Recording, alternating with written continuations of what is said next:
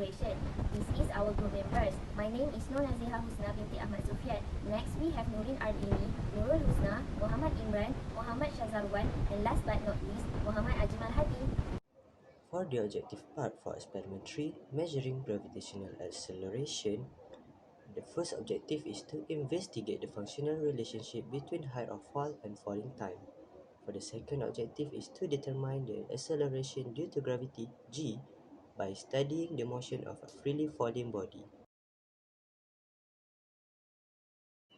Further into the experiment, this experiment 3, a falling spear apparatus consisting a release unit, impact switch, a digital counter, a 4 decades support rod, support base, right angle clamp, plate holder, meter scale, connecting cord, and ball bearing.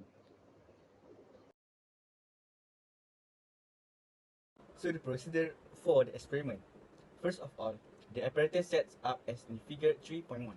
An electricity conducting sphere is gripped in the release mechanism which closes the start circuit.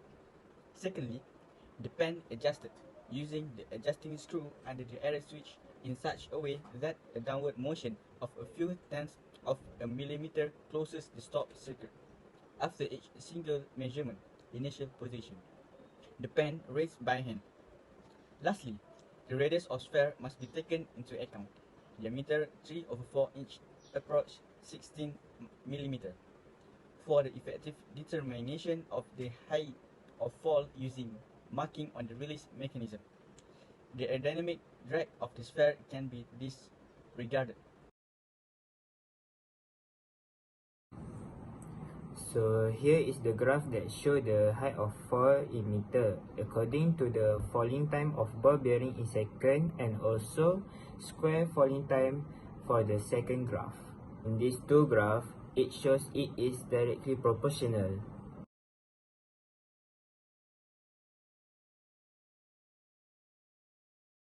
For the first graph, we can see that the data is high accuracy but low precision. Besides, the second graph have both high accuracy and high precision, which prove the all dot plot coincide with the line. As we know, the formula of the gradient is m equal to y2 minus y1 divided by x2 minus x1. From this formula, we need to put both of the coordinate we choose into the formula to calculate the gradient of the graph. At the end of the calculation, we get 5 as the gradient of the graph. After that, we need to calculate the volume of G. And we got 10 meter per second as the volume of G. For the question 3, calculate the value of the uncertainty of G, which is delta G. After the calculation, we got 0.91 as the answer. For the question 4, we need to calculate the percentage difference between value of G calculated in part 1 above and the standard value of G 9.81 meter per second, and what is the percentage error of the experimental value. After that, we will calculate the percentage error by subtract experimental value and the actual value by 9.81 and multiply it by 100%.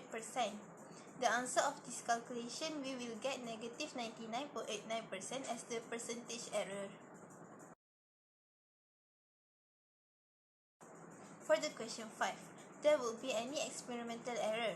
It is necessary to make sure the setup of the apparatus are completely follow the figure shown in the lab manual to avoid any incorrect analysis. Conclusion. The purpose of this experiment was to see the effect of changing height or fall on the falling time and determine the acceleration due to the gravity by studying the motion of freely falling body. The acceleration of gravity was 9.8 meter per second square, and the value of gravity does not affect by different mass of ball bearing when the air resistance is ignored. As the graph shows, the lowest height had the least falling time, and the trend seems to be linear. As the height of fall increased, the falling time also increased.